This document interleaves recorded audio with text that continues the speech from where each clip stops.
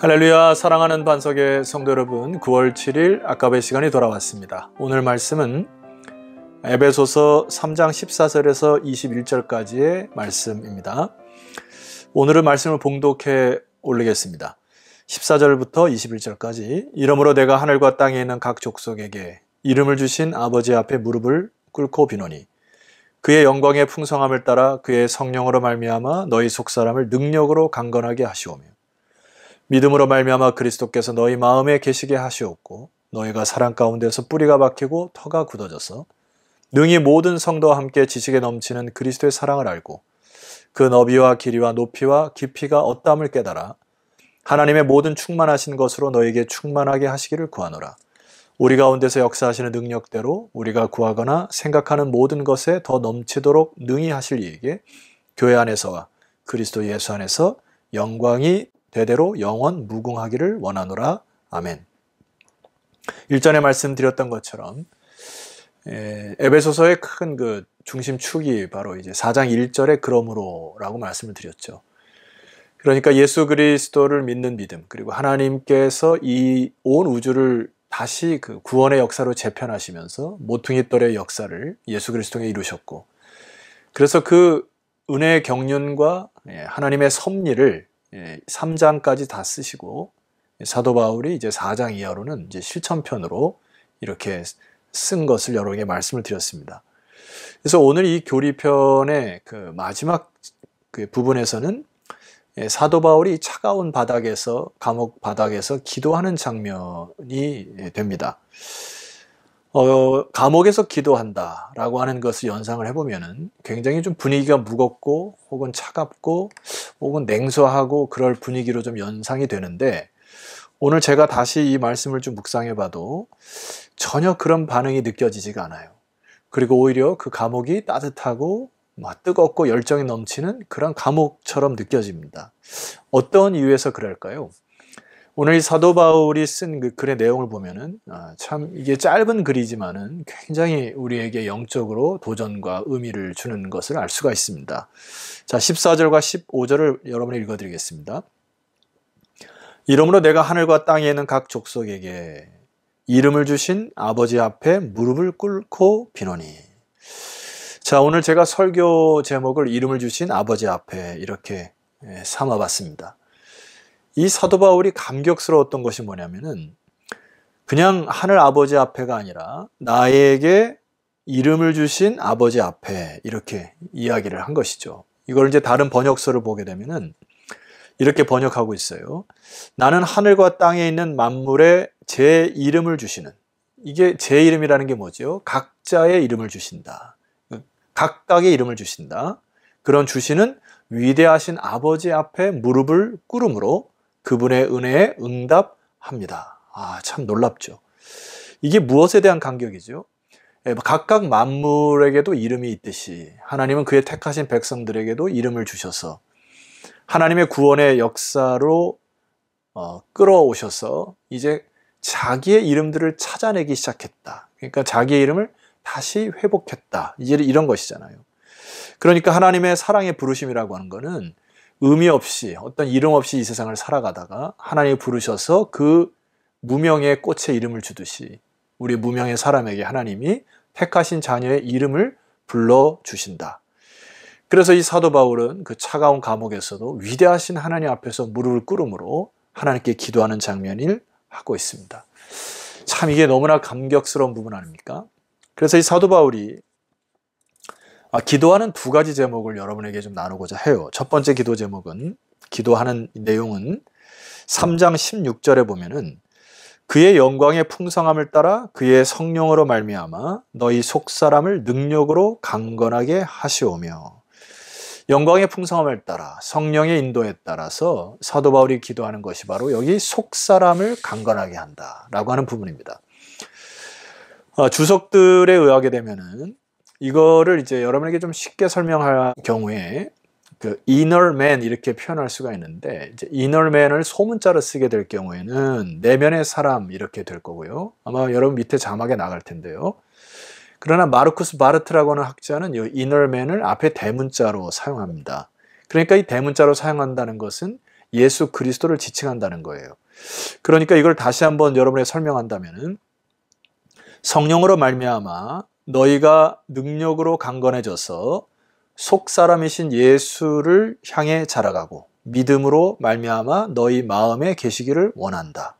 그러니까 우리 마음속의 속사람은 그리스도를 믿는 믿음으로 커지면 커질수록 그 예수 그리스도가 꽉 차기 때문에 이런 속사람의 강건함에서 기도해야 된다.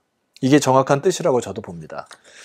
여러분, 우리의 겉사람은 서로 하나 될 수 없죠. 그리고 우리가 겉사람의 모습을 가지고는 교회를 이룰 수도 없습니다. 중요한 것은 우리의 속사람이 얼마만큼 하나님의 영을 의지하고 또 그리스도와 함께 하느냐, 여기에 키가 있는 거죠. 그래서 사실 제가 믿음에 대한 부분을 계속 여러분에게 말씀드립니다만은 이 믿음이라고 하는 것은 사실 주도권 싸움이죠. 빌립보서에서도 사도 바울이 이렇게 얘기를 합니다. 모든 입으로 예수 그리스도를 주라 시인하여 하나님 아버지께 영광을 돌리게 하셨느니라. 자, 이게 주도권이 뭐냐면은 모든 입이 예수를 주라 시인할 때, 즉 내가 나의 인생의 주인이 아니라 예수 그리스도가 주인임을 고백하는 사람들이 모여서 그의 속사람이 예수로 꽉 차는 이 충만함을 통하여 성전이 연결되어지는 역사, 이게 바로 사도 바울이 우리에게 원하는 그 기도의 내용인 것이죠.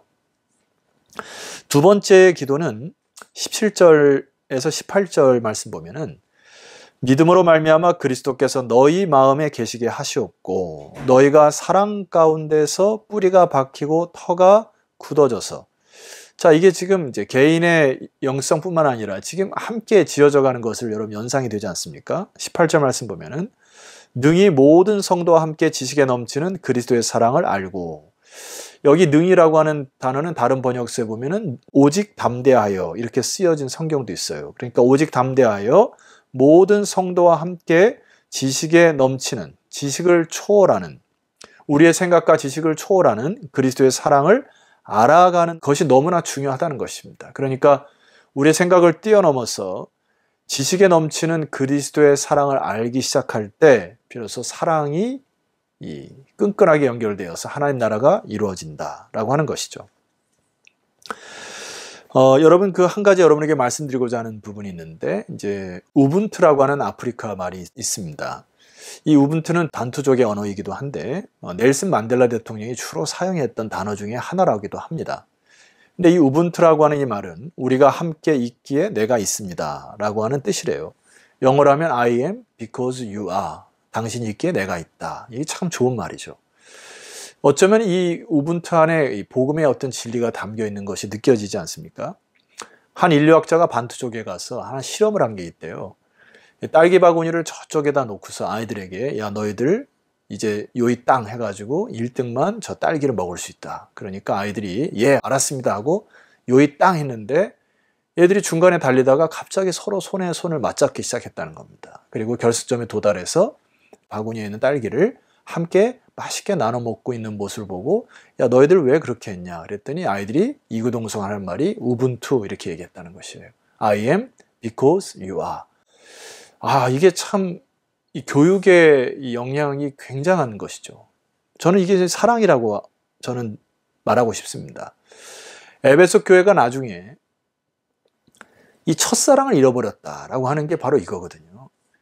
이게 믿음이 떨어지고 또 나의 신앙이 떨어지게 될 경우에 자꾸 자아 독립적으로 혹은 자아 만족적으로 그리고 자기의 어떤 이직과 아집으로, 고집과 아집으로 꽉 차게 되는 모습을 보게 됩니다. 그러니까 이게 참 불통이 되는 거죠. 이 가운데 안에 막힌 담들이 있게 되는 것입니다. 근데 사도 바울이 오늘 이제 마지막 우리에게 강구해야 될 것은 뭐냐 하면은 이렇게 얘기를 해요. 19절 이하에 보면은 그 너비와 길이와 높이와 깊이가 어떠함을 깨달아 하나님의 모든 충만하신 것으로 너에게 충만하게 하시기를 구하노라. 뭐라고 자꾸 강조하죠? 사도 바울이 이게 충만이라고 하는 단어를 우리에게 사용합니다. 그러니까 꽉 찰 때까지 우리는 계속 주님과 동행하고 기도하고 말씀 읽고 하는 이 일들이 가득 차서 하나님의 영이 흘러 넘칠 때까지 이 일을 계속해야 된다. 어제 이제 명절 때가 돼서 우리가 이제 목회자들이 서로 인사도 하는데 우리 교회 출신인 한 목사님하고 교제했던 시간을 가졌는데 참 그 목사님 볼 때마다 도전되는 것은 늘 기도에 힘을 쓰고 또 작은 교회든 큰 교회든 할 것 없이 하나님께서 맡겨주신 그 사역의 현장에서 감사함으로 일을 감당하는 모습을 보고 참 마음이 좋았습니다. 여러분이 충만이 사실 비밀이라고 저는 확신해요. 그래서 우리가 하나님께 간구할 때 이 말씀 붙들고 기도하셔야 됩니다. 20절 말씀인데요. 우리 가운데서 역사하시는 능력대로 우리가 구하거나 생각하는 모든 것에 더 넘치도록 능히 하실 이에게. 21절 교회 안에서와 그리스도 예수 안에서 영광이 되도록 영원 무궁하기를 원하노라. 아멘. 인간이 구하거나 생각하는 것은 항상 모자르고 부족하지요. 그러나 우리 가운데서 역사하시는 능력대로 우리가 구하거나 생각하는 모든 것에 더 넘치도록 능히 하실 이가 바로 우리가 섬기는 주님이십니다. 여러분 아멘이시죠? 이 믿음 가지고 하나님의 지혜를 간구하고 꾸짖지 아니하시고 후히 주시는 하나님의 그런 충만함을 누리시는 여러분 되시기를 주의 이름으로 축원합니다. 기도 드리시겠습니다. 하나님 아버지 감사합니다. 에베소서 3장의 말씀을 통하여 우리가 더욱더 영으로 충만하게 해야 될 이유를 알게 하시니 감사하고 에베소 교회가 첫사랑을 잃어버렸던 그 우를 범하지 않도록 이 방송을 듣는 모든 성도들이 예수 그리스도를 중심으로 그들의 속사람을 강건케 하는 믿음의 사람들이 다 되게 하옵소서. 예수 그리스도 이름으로 기도드렸사옵나이다. 아멘. 자, 성도 여러분 수고하셨고요. 내일 아침에는 에베소서 4장의 말씀으로 여러분을 찾아뵙도록 하겠습니다. 내일 뵙겠습니다.